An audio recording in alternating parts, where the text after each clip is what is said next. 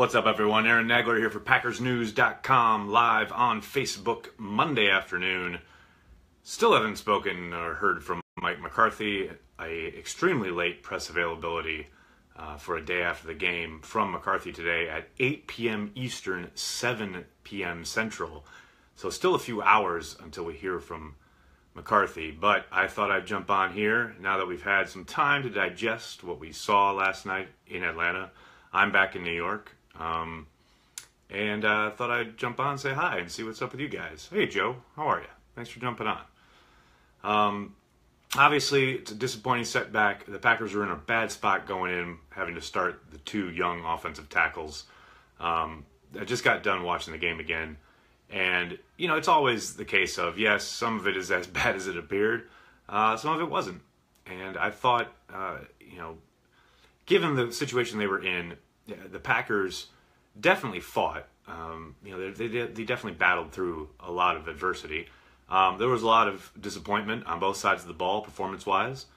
That's stuff that undoubtedly McCarthy and his staff will be breaking down via the tape today, and then working with the players on for the week leading up to the Bengals game. But yeah, there's a lot to talk about, so I thought I'd jump on. Why so many hamstring injuries? Well, that's a good question. I heard Gary Ellerson on Spectrum Sports last night talking about the need to look at conditioning and what these guys are putting into their bodies, etc., as far as nutrition goes. I just think, the Packers have been at the forefront of sports science and everything in that arena for so long. I have a hard time thinking it's dietary or that their work regime as far as their strength and conditioning staff, headed by Mark Levat, aren't doing everything that has been studied, that has been vetted. It's hard for me to believe that they aren't taking the necessary precautions, stretching the right way, etc. Tend to think it's just a string of bad luck, but I'm sure the Packers will be looking at it. Everyone has to chill. Long season, says David. I completely agree. I don't think what you saw last night in Atlanta bears much of anything when it comes to what this team is going to do in 2017. It was a really bad bump in the road, but that's all it was a bump in the road. What are some positive takeaways that you liked from this game? Good question. I'm glad you asked. I would say the performance of Kevin King was a definite positive. I thought Clay Matthews played well.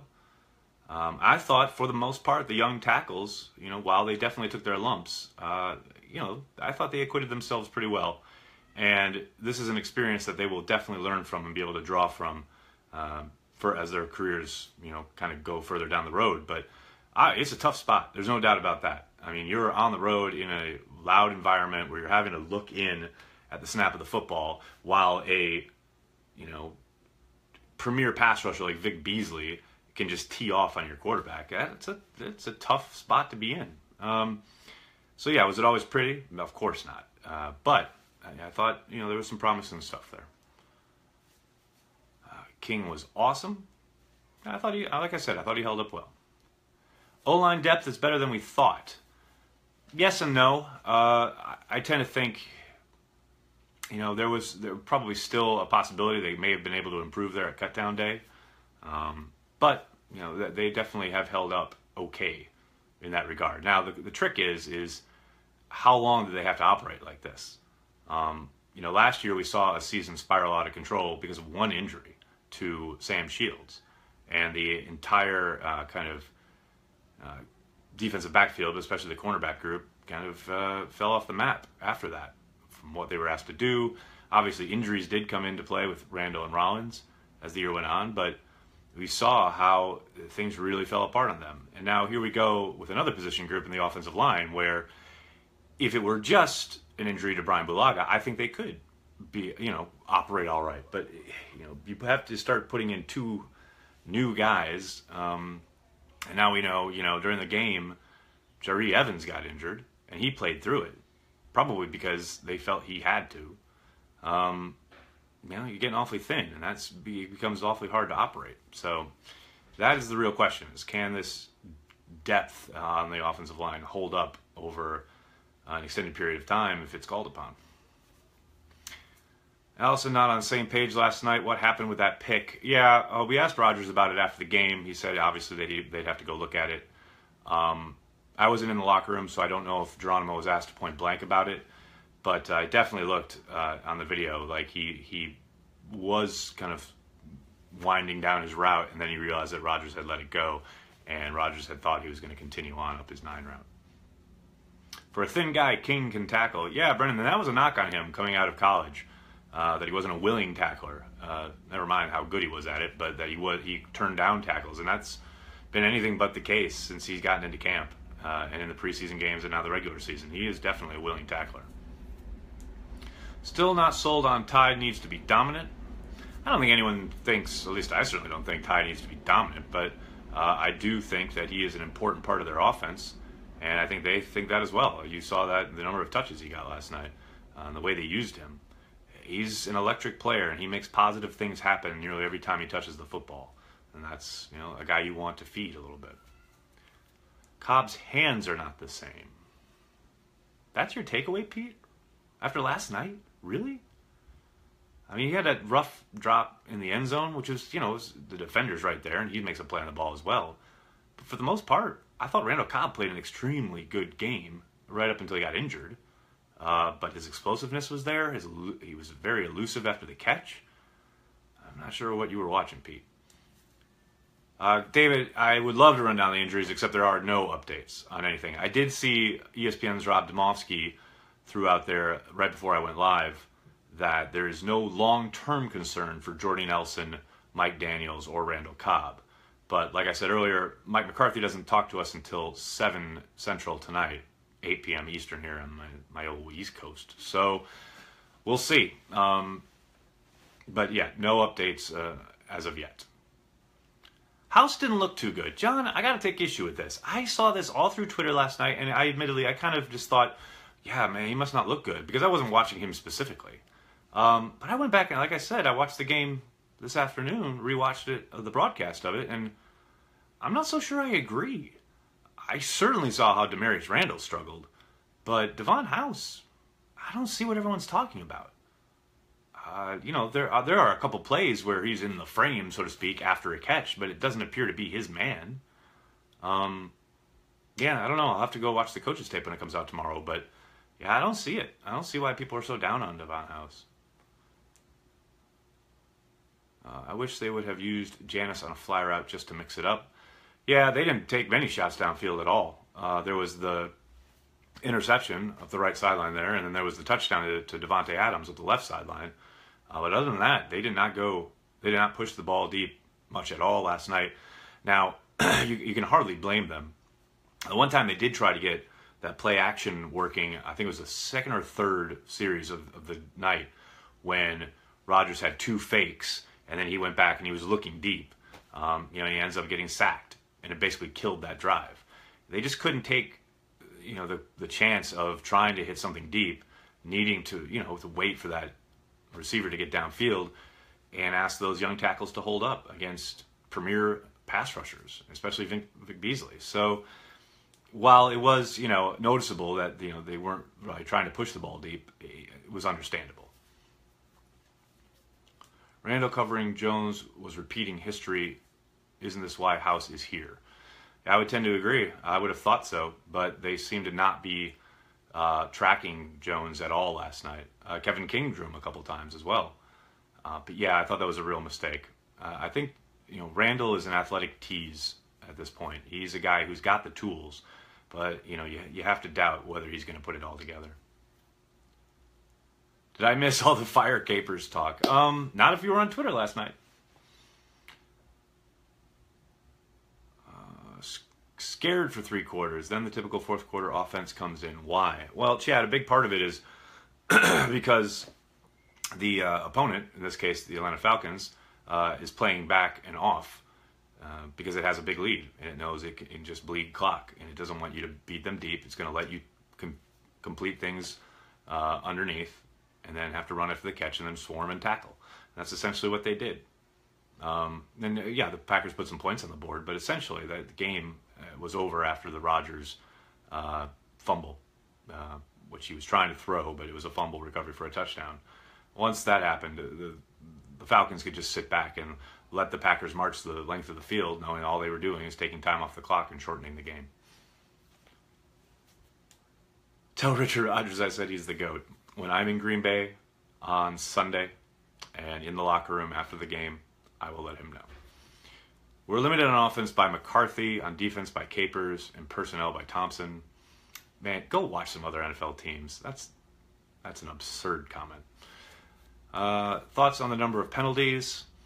Yeah, it's hard. I mean, it's conducive to committing penalties, being in that environment and in that situation, because you are kind of behind the sticks and you're kind of behind the 8 ball as far as, you know, the home team has the advantage there because the noise is working for them.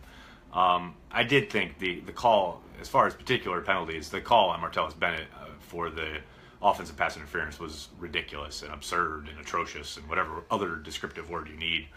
And I thought it was really weak how the Falcons definitely used pick action on the touchdown to Freeman, where the tight end got in front of Morgan Burnett, and the Packers ran basically essentially the same action with he wasn't lined up in line obviously, but Geronimo Allison coming down to run a bit of a rub for Randall Cobb. He had essentially the same type of contact on his on the defender that the tight end for the Falcons did, yet he got called and the Falcons didn't.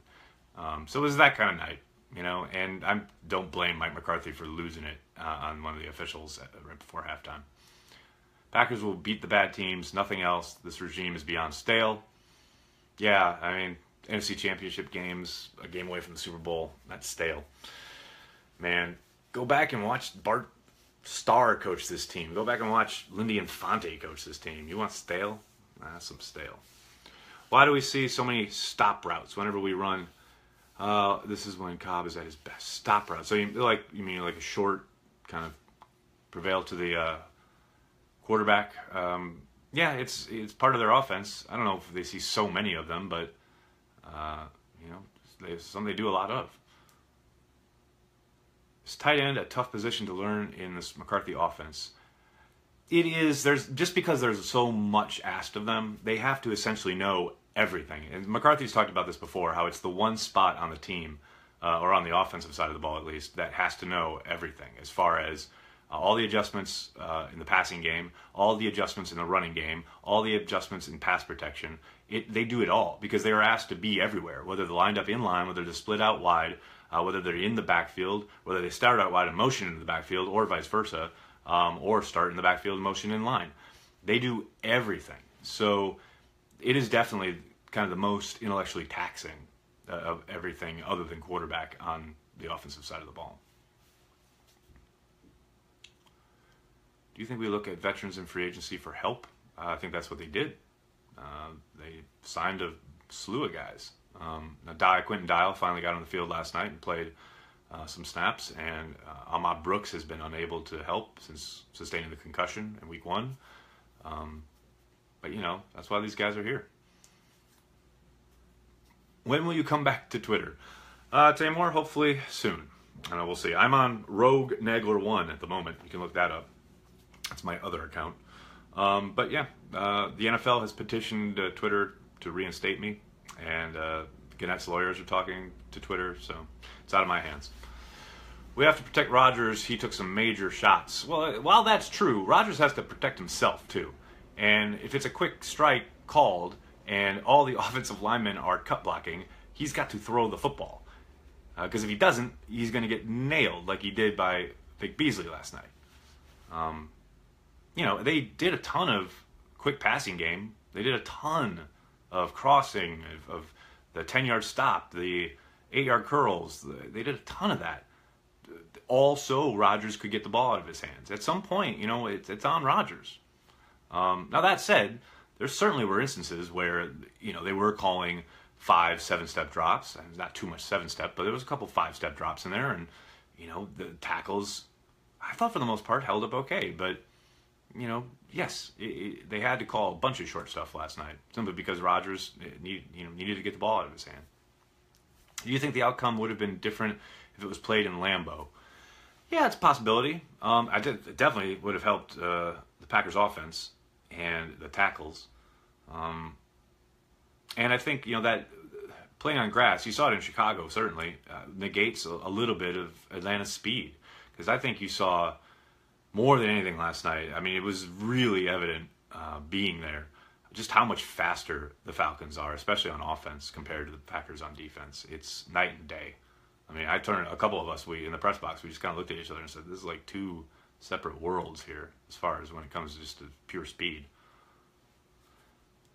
Lil Kia, sorry, we can't beat teams with good passing game without Rodgers having to play lights out. Well, that's a definitive, wide-ranging statement. Marcellus Wallace. I like it, Mike. Clay needs to step his game up as well. Zach, I thought Clay played really well last night. Yeah, I thought his overall game was one of his best games he's played in a couple years. Any word on the injuries to Jordy and the DBs? Tim, nothing yet. Mike McCarthy doesn't talk till really late tonight. It's the first time they've ever done this. I don't quite know why they're doing it this way, but maybe it's because they have so many injuries and McCarthy has to learn about them all. But yeah, we don't hear from McCarthy until 7 o'clock Central, 8 p.m. Eastern tonight.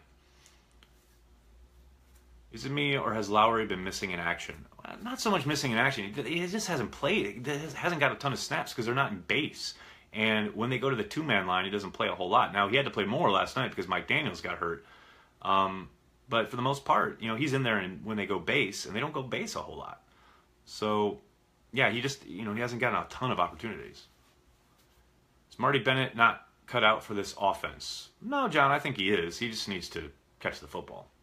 He just had a bad night last night, no doubt. Got to think that'll improve. The guy's a pro. Heard Cobb's shoulder was day-to-day. Yeah, Chase, I know Rob put that out there earlier, as mentioned a little bit ago, that the guys will be, none of the major guys, Jordy, Randall Cobb, Mike Daniels, none of them are thought to be long-term injuries. King and Jones need more snaps. Dan, you've been reading Pete Doherty?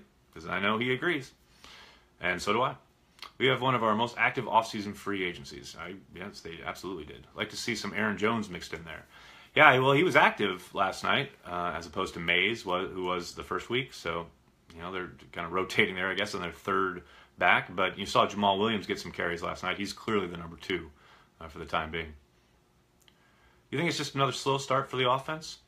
Yeah, Michael, and I think some of it's, we do this every year, like, it's a slow start for the offense, but some of it is situational in who they're playing. I mean, they played one of the best defenses in the league week 1, and they played the NFC champion in their house in week 2. Those are 2 really tough situations. So, and they still scored points. They still moved the ball. They killed themselves with turnovers. That's where they can't survive. That's how you can't live. But yeah, I mean, there are some struggles, no doubt. And you'd like to see a much cleaner game from the offense in both weeks. But I'm not ready to sit here and say, here we go again with another slow start. There's 2 really tough opponents, and they've split it 1-1. That's probably what you thought coming in, that you needed to start the season, and that's what they've got. It doesn't appear as Atlanta's new stadium was as loud as the Georgia Dome. Rodgers was able to utilize the hard count. Yeah, it wasn't. It was noticeable too, and I wasn't sure at first because unlike the Georgia Dome, which had an open air press box, this press box at the Mercedes-Benz is behind glass. It's set up a lot like the Dallas press box. So at first I was like, I can't really tell how loud it was. But then at half, right after half, I watched kind of the first part of the third quarter out in the kind of the mix, so to speak, and it was noticeably deader. Now, some of that is like the NFC Championship game was insane. But the Week 8 game last year was pretty insane too, as far as how loud it was in the Georgia Dome, and it was certainly not that last night. They had the roof open. Yep, Matt, that definitely helps. Although it's supposed to be designed so that the sound bounces down. We got this whole demonstration about how the sound is supposed to bounce down from certain angles, etc. It's all very exciting. Which team stadium grand opening are we being sacrificed for next year? It's a good question. I'll let you know. Updates on David and Brian looking at 3 offensive line today. Yeah, no updates yet. We'll hear more from Mike tonight. Mike McCarthy has one of the most basic offenses in the league. You need to stop reading Doug Farrar. Was the good really that cheap at the new stadium? Oh, the food. I don't know. I didn't go out in the concourse and eat because they feed us in the press box, so I didn't really need to go find out. But I believe it was. I believe there's $3 hot dogs and the like. That one play I shouldn't call a fumble. That was a throw it away. Well, he was trying to throw it away. The problem is he didn't get it forward with the pass. It never moved forward. So that, by rule, is a fumble. Did anyone comment on Bennett's poor play? Your thoughts? Well, I did mention it a little bit ago. I had a bad night. There's a lot of drops. Those first 3 drops absolutely killed them. One of them, especially on 3rd down. It's a bad night at the office. Now, he's made lots of plays in this league. He has the ability to bounce back, and I expect him to. Now, if he comes out again on Sunday and has another poor performance, then we can start talking about it. But to me, you look at that, man, that's just a guy having a bad night at the office. Will we see Kevin King play against A.J. Green next week? I think so. I'll be absolutely shocked if Kevin King is not in the starting lineup on Sunday against the Bengals. We need to get the players stretched before the game. They do stretch before the game. How did the Halo screen look in person? It was amazing. Ryan Wood and I couldn't shut up about it. I think people next to us, Tom Oates and Stu Courtney, probably got sick of us talking about it because holy cow, it's incredible. It's probably rocketed up to the #1 video board in the league. Any word on Jordy? No, nothing yet, Zach. Cut Randall, bring Donatello Brown. Oh, man. It's all on now. Demarius Randall flashes bad far more often than he flashes good. I can't disagree with that statement. Was the main issue on offense what I'll say for offensive line equal injured players? Yeah, I think that's part of it. It curtailed their game plan, what they were able to do, what they asked them to do. And some of it was what the Falcons did. You know, they're at home. They're a very good defense. And, I think the Packers, that first drive is exactly what you wanted. And McCarthy said it after the game. Like, he wished he could have done that all night. I think he got, into his typical rut after the Packers held the Falcons to the field goal to make it 17-7. They should have come out and put together a really nice drive, much like they did in the first drive of the game that resulted in a touchdown. However, instead, they come out and throw on every single down, don't get a first down, get saved by a penalty that was so far away from the play, had nothing to do with the play, but it keeps the drive alive, and they keep throwing the ball to no avail. To me, that's a perfect example of McCarthy, and you got to throw Rodgers in there too, because a lot of these are check with me's at the line, calls at the line of scrimmage, 50-50s that Rodgers can say which one it's going to be, etc. They just get in their own way. They just try to do too much, and it's like just Ty Montgomery was running really well last night. Feed him the football. And they got away from that just at the exact time they shouldn't have. And this is all Monday Morning Quarterback. I understand that. They're going to look back. They're going to look at the tape, and they're probably going to make their own notes, and they're going to say, yep, should have ran it here, etc. But I thought that drive in particular really kind of didn't kill them, but it definitely opened up the casket. Was there a missed call with an illegal hit on Rodgers in the second quarter, more than 2 steps? Yeah, I wondered about that. Walt Anderson has been really kind of touch and go with that kind of stuff over the years. Some guys are overprotective of the quarterback, and Walt has been particularly not so.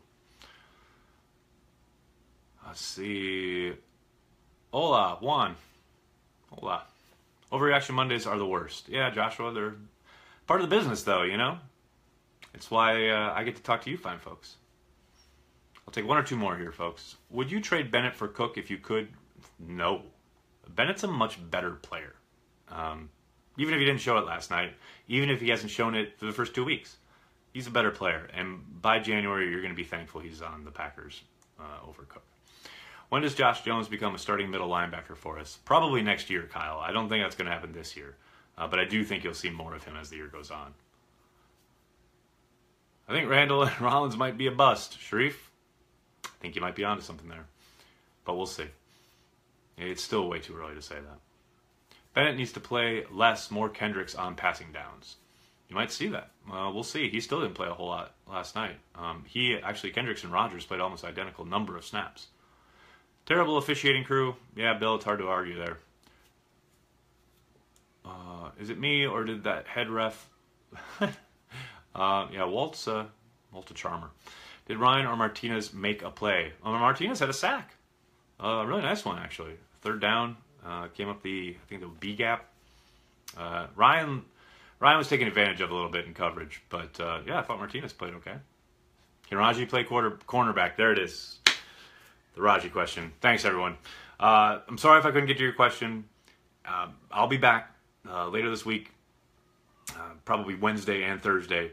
Unless there's news breaking tomorrow on something. But in the meantime, make sure you're checking out PackersNews.com. We'll have all the latest for you.